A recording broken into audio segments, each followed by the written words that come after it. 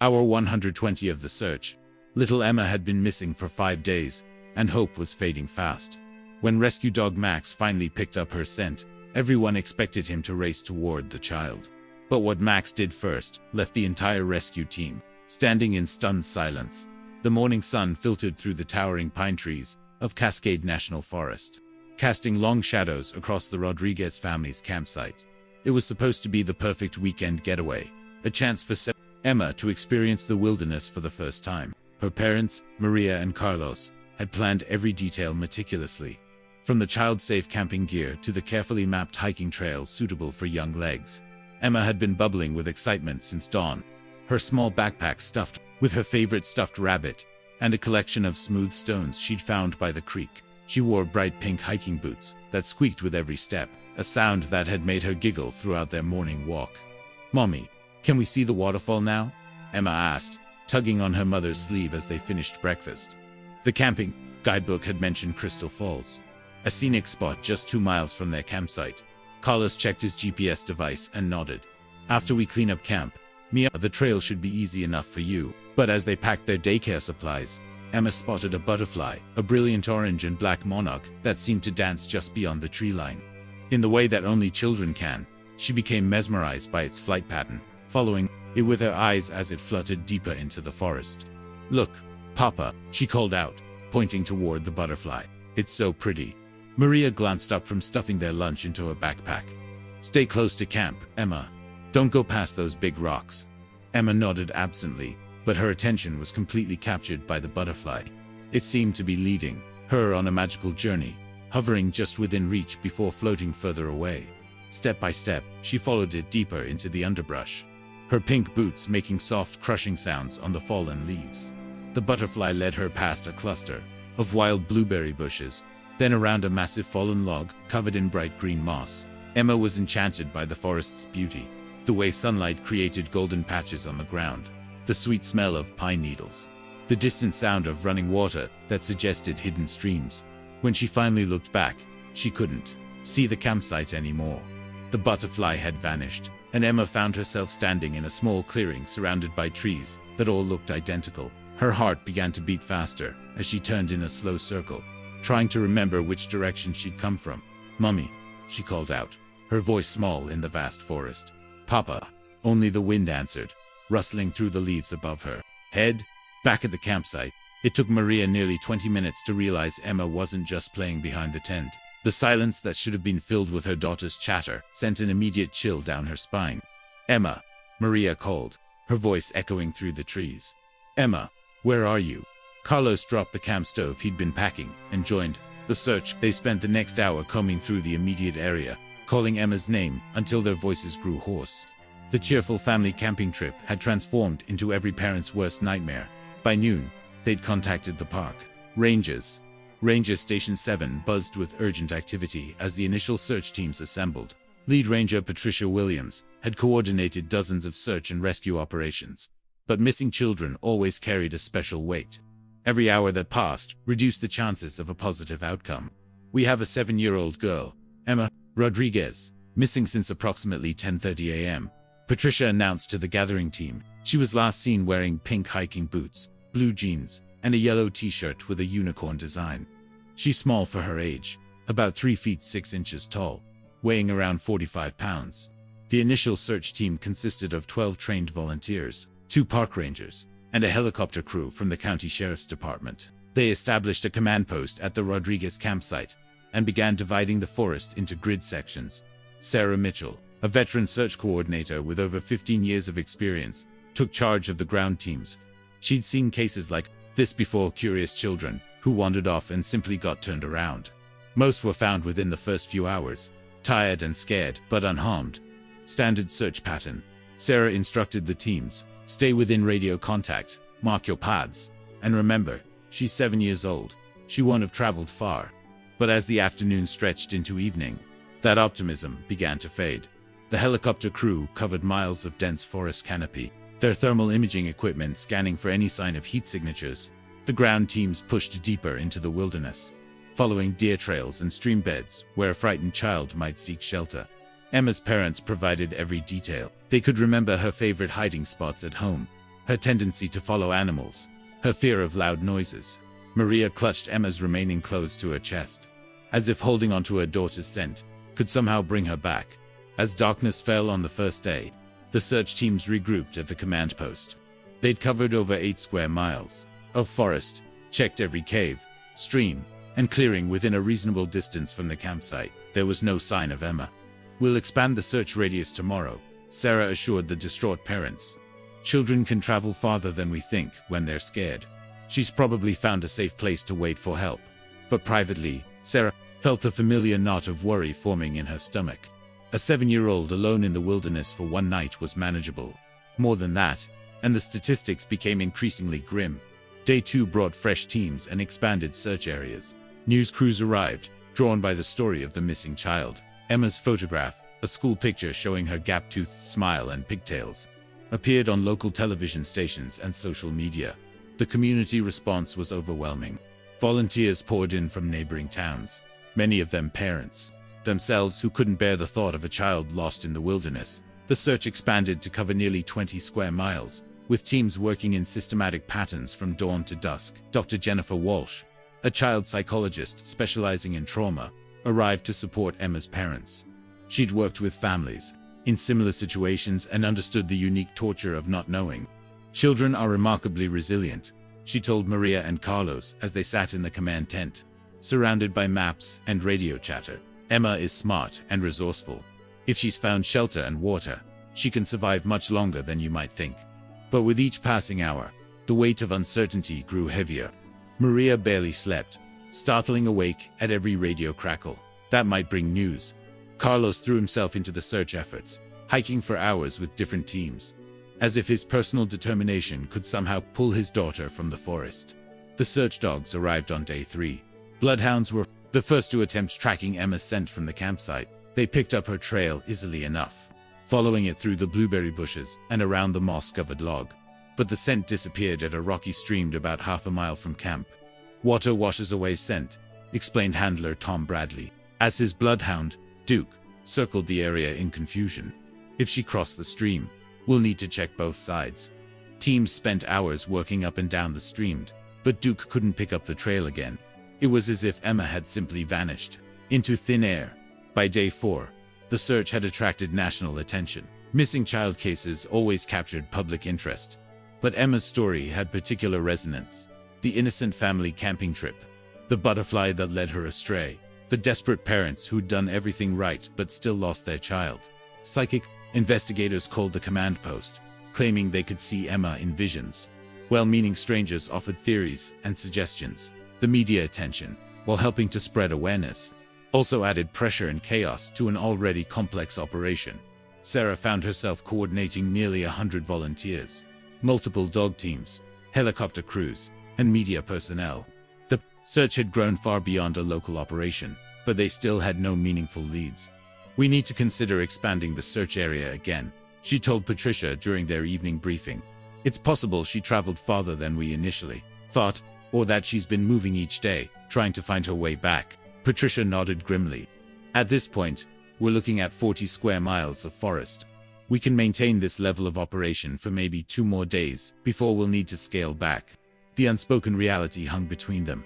After a week, the search would transition from rescue to recovery. Detective Jake Morrison received the call at 2 a.m. on Thursday night.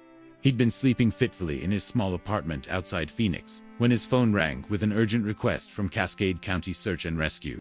"We need Max," the voice said without preamble.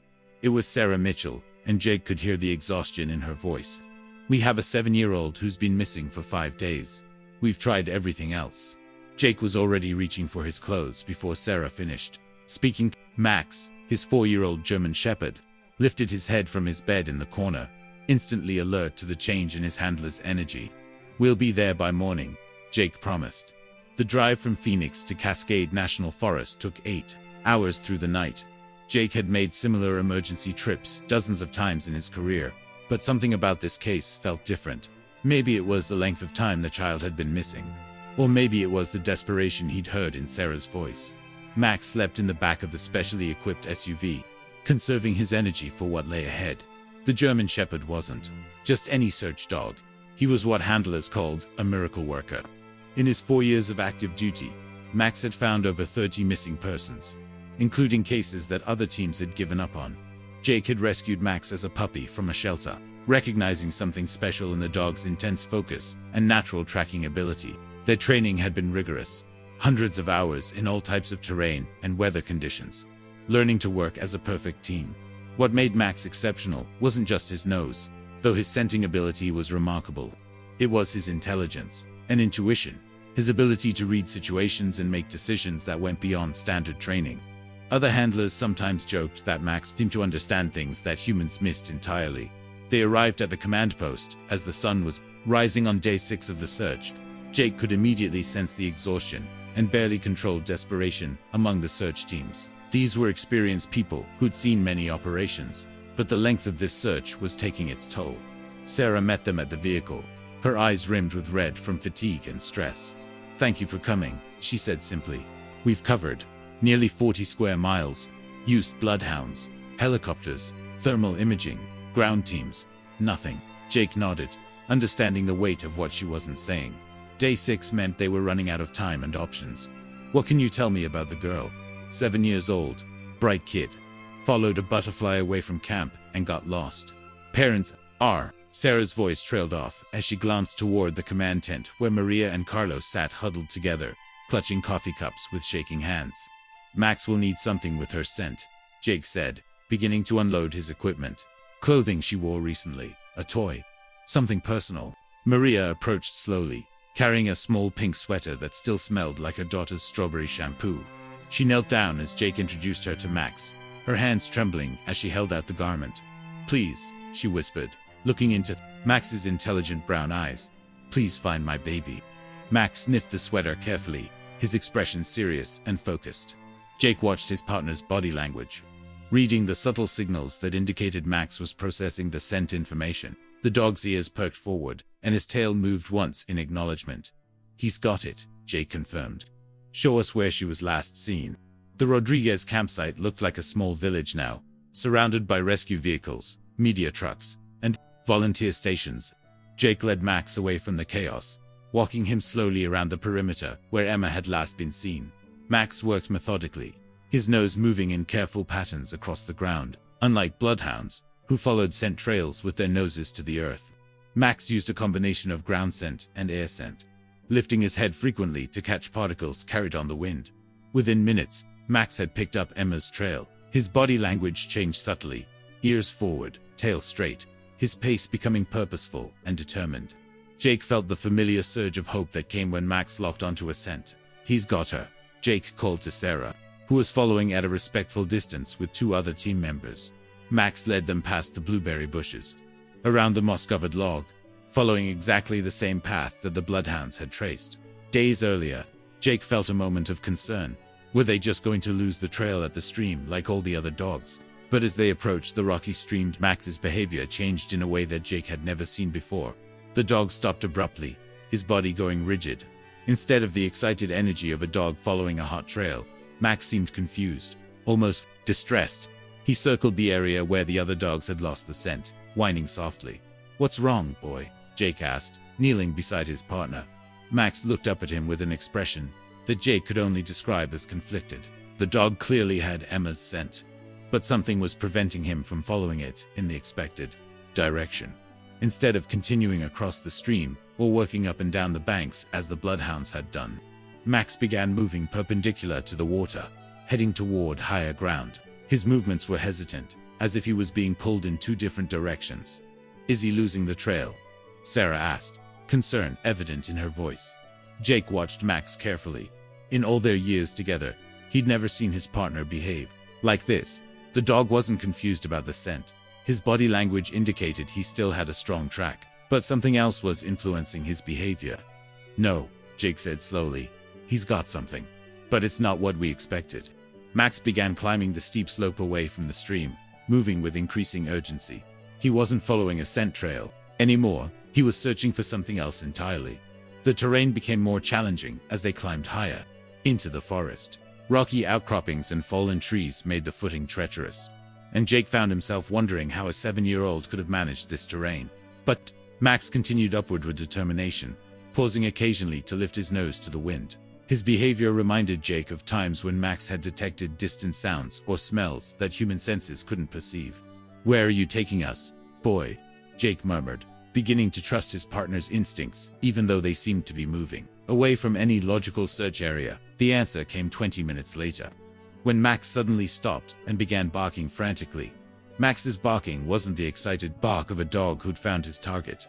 It was urgent, almost frantic, with an undertone that made the hair on Jake's neck stand up. The dog was standing at the edge of what appeared to be a rocky ravine, pawing at the ground near a fallen log. "This area was already searched," one of the volunteers said, checking his GPS unit. "Team 3 covered this sector on day 2. But Max ignored the human conversation, his barking becoming more insistent. He began digging at the base of the fallen log, sending dirt and small rocks scattering down into the ravine below. Jake approached carefully, trying to see what had captured his partner's attention. The ravine was deeper than it appeared from a distance, at least 15 feet down to a rocky bottom. Fallen branches and debris had accumulated at the bottom, creating a natural barrier that would be nearly impossible to see from above. "Max, what is it?" Jake asked, kneeling beside the agitated dog. That's when they heard it. It was barely perceptible at first, a sound so faint that Jake wasn't sure he'd actually heard anything. But Max's ears were pinned forward, his entire body focused on something coming from the depths of the ravine. Sarah and the other team members gathered around, straining to listen.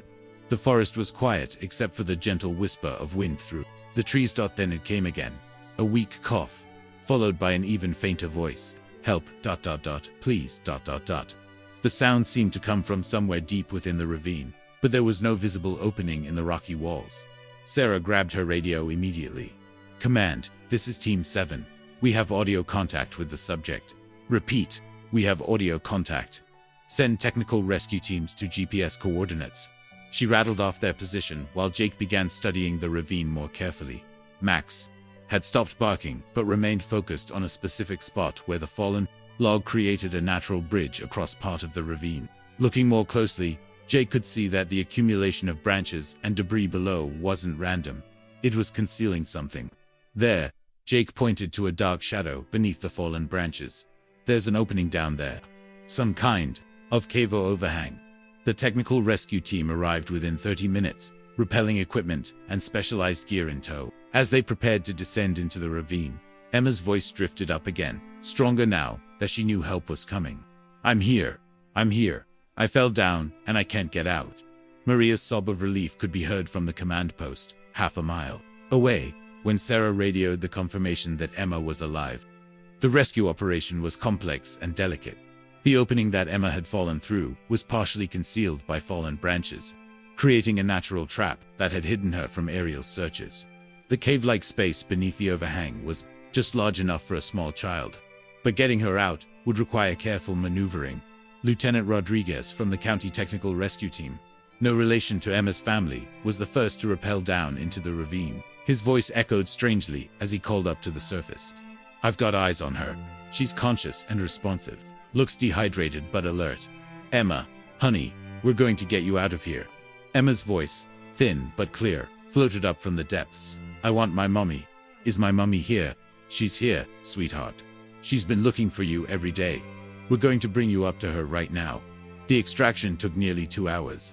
Emma was secured in a special harness and lifted carefully through the narrow opening, with rescuers clearing debris and branches as they went. When she finally emerged into daylight, blinking in the afternoon sun, the cheer from the assembled rescue teams could be heard throughout the forest. She was dehydrated and had lost weight, but was remarkably unharmed considering her ordeal. She'd survived by drinking rainwater that had collected in small pools within the cave and had managed to stay warm by burrowing into a pile of dry leaves. As the medical team checked her vital signs, Emma kept asking the same question. "Where's the doggy? Where's the doggy that found me?" Jake brought Max over to the stretcher, where Emma was being prepared for transport. The little girl's face lit up when she saw the German Shepherd.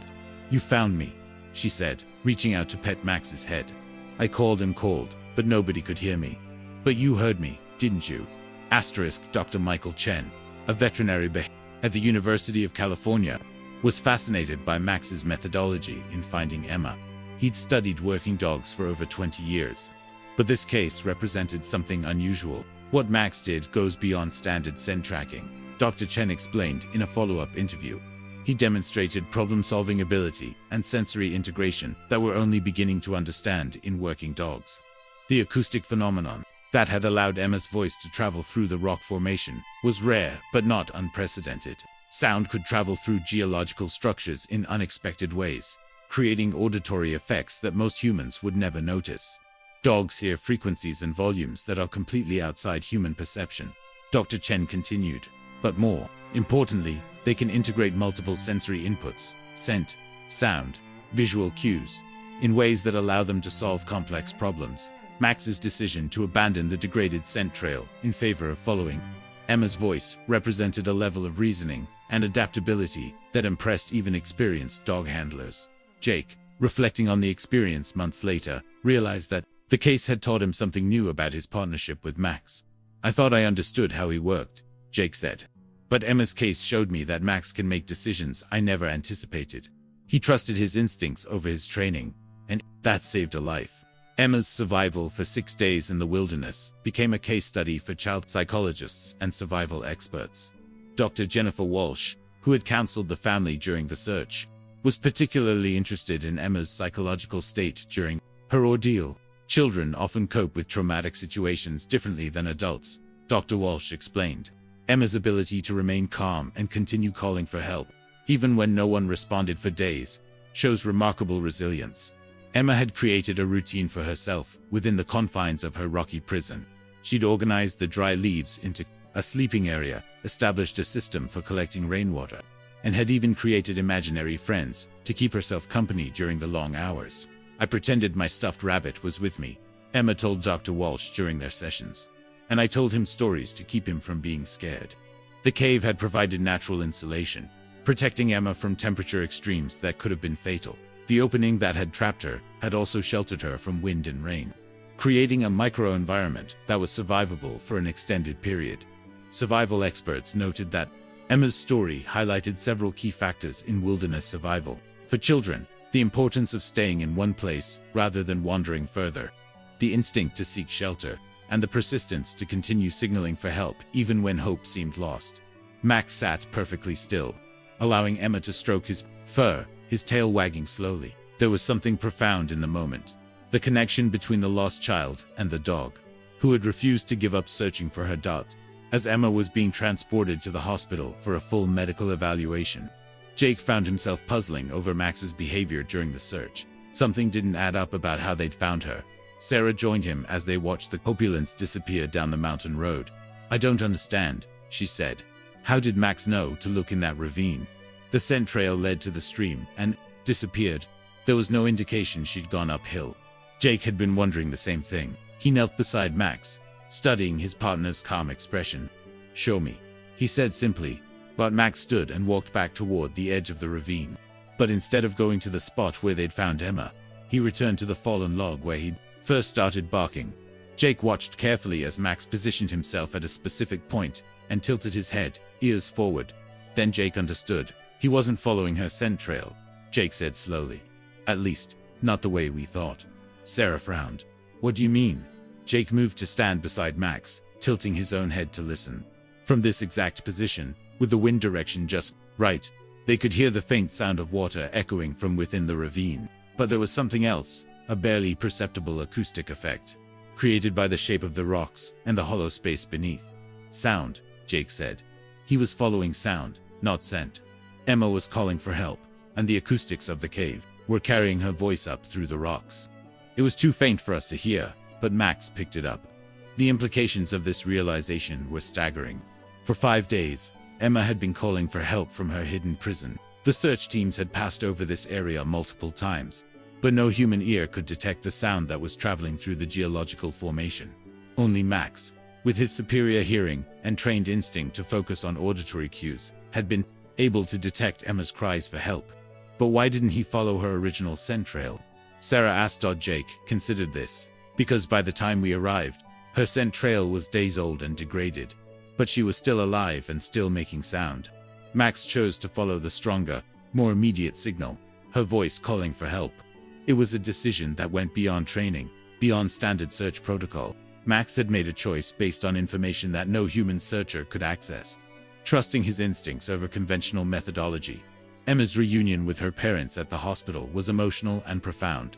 After 6 days of uncertainty, Maria and Carlos could finally hold their daughter again, feeling her warm breath against their necks and knowing that their nightmare was over. Dr. Patricia Sanders, the emergency physician who examined Emma, was amazed by her condition. Considering the length of time and the circumstances, she's in remarkable shape, she told the family. Some dehydration and minor scrapes, but no serious injuries. Children are incredibly resilient. Emma's story quickly became national news, the image of the small girl being lifted from the hidden cave, and the German shepherd, who had found her through sound alone, captured hearts around the world. But for Emma herself, the most important part of the story was simple. The doggy heard me, she told every reporter who interviewed her. I was calling, and the doggy heard me when nobody else could. Jake and Max returned to Phoenix, but not before receiving official recognition from the county sheriff's department, and a personal thank you from Emma's family. The bond between the lost child and her rescuer had created something special, a reminder of the incredible capabilities of working dogs and the intuitive connections that could save lives.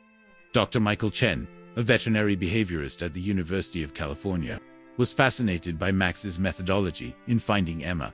He'd studied working dogs for over 20 years, but this case represented something unusual. What Max did goes beyond standard scent tracking, Dr. Chen explained in a follow-up interview. He demonstrated problem-solving ability and sensory integration that we're only beginning to understand in working dogs. The acoustic phenomenon that had allowed Emma's voice to travel through the rock formation was rare, but not unprecedented. Sound could travel through geological structures in unexpected ways, creating auditory effects that most humans would never notice. Dogs hear frequencies and volumes that are completely outside human perception, Dr. Chen continued. But more importantly, they can integrate multiple sensory inputs, scent, sound, visual cues, in ways that allow them to solve complex problems. Max's decision to abandon the degraded scent trail in favor of following Emma's voice represented a level of reasoning and adaptability that impressed even experienced dog handlers. Jake, reflecting on the experience months later, realized that the case had taught him something new about his partnership with Max. I thought I understood how he worked, Jake said. But Emma's case showed me that Max can make decisions I never anticipated. He trusted his instincts over his training, and that saved a life. Emma's survival for 6 days in the wilderness became a case study for child psychologists and survival experts. Dr. Jennifer Walsh, who had counseled the family during the search, was particularly interested in Emma's psychological state during her ordeal. Children often cope with traumatic situations differently than adults, Dr. Walsh explained. Emma's ability to remain calm and continue calling for help, even when no one responded for days, shows remarkable resilience. Emma had created a routine for herself within the confines of her rocky prison. She'd organized the dry leaves into a sleeping area, established a system for collecting rainwater, and had even created imaginary friends to keep herself company during the long hours. I pretended my stuffed rabbit was with me, Emma told Dr. Walsh during their sessions. And I told him stories to keep him from being scared. The cave had provided natural insulation, protecting Emma from temperature extremes that could have been fatal. The opening that had trapped her had also sheltered her from wind and rain, creating a microenvironment that was survivable for an extended period. Survival experts noted that Emma's story highlighted several key factors in wilderness survival for children: the importance of staying in one place rather than wandering further, the instinct to seek shelter, and the persistence to continue, signaling for help even when hope seemed lost. 6 months after her rescue, Emma had recovered completely from her physical ordeal. But the experience had changed her in subtle ways. She'd developed a deep love and respect for dogs, particularly German shepherds, and had convinced her parents to adopt a rescue dog of their own. She's not traumatized by the experience, Maria Rodriguez told a reporter during a follow-up interview. If anything, she seems more confident, more aware of her own strength. Emma had become something of a local celebrity, speaking at school, assemblies about safety in the wilderness, and the important work of search and rescue teams. But her favorite topic was always Max, and the special bond between working dogs and the people they serve. The Rodriguez family established a small scholarship fund for search and rescue training, focusing specifically on the costs associated with training working dogs. They'd learned firsthand how expensive and time-intensive it was to develop teams like Jake and Max. Jake and Max continued their work, responding to missing person cases throughout the Southwest. But Emma's case had become the defining moment of their partnership, a reminder of the incredible potential that existed when human and canine instincts worked together. Emma's story resonated with people around the world because it represented something fundamental about the relationship between humans and dogs. For thousands of years, dogs had been helping humans survive and thrive. But modern technology had sometimes obscured the importance of these ancient partnerships. Max's ability to find Emma when sophisticated equipment and trained teams had failed highlighted the irreplaceable value of working dogs in search and rescue operations. No amount of technology could replicate the combination of senses, instincts, and intelligence that Max had brought to the search. Dr. Sarah Williams, an anthropologist who studied human-animal relationships, saw Emma's story as a powerful reminder of evolutionary bonds. Dogs and humans co-evolved for tens of thousands of years, she explained. The abilities that Max demonstrated aren't just training. They're the result of genetic selection for traits that help dogs work with humans. The story also highlighted the importance of persistence and hope in search and rescue operations. Sarah Mitchell, the search coordinator, had been on the verge of scaling back the operation when Jake and Max arrived. One more day, one more team, one more attempt had made the difference between life and death. As Emma grew older, she would always remember the moment when she first heard Max's barking from above the ravine. After days of calling for help with no response, the sound of the dog's bark had been the most beautiful sound she'd ever heard. "He didn't give up on me," Emma would tell people years later. "Even when I was starting to give up on myself, he kept looking until he found me." Jake often reflected on the lessons of Emma's case. It had reinforced his faith in the incredible abilities of working dogs. But more importantly, it had taught him to trust his partner's instincts, even when they contradicted conventional wisdom. Max had made a choice that day to follow sound instead of scent, to trust his hearing over his training, to persist when logic suggested the search should continue elsewhere. It was a decision that could only have been made by a thinking, feeling being who understood that a life hung in the balance. The bond between humans and dogs, forged over millennia of shared evolution and mutual dependence, had once again proven its power to overcome impossible odds. In a world increasingly dominated by technology, Emma's story served as a reminder that sometimes the most sophisticated solution was also the most ancient one. A loyal dog, a trained handler, and the unshakable determination to never give up on someone who needed help. In the end, that was all it took to bring a lost child home. What do you think drives these incredible instincts in our four-legged heroes? Share your thoughts in the comments below. And don't forget to subscribe for more amazing stories of loyalty and courage that prove the unbreakable bond between humans and their faithful companions. These aren't just stories, they're testaments to the power of never giving up hope and the extraordinary capabilities of the animals who choose to work alongside us in our most desperate moments.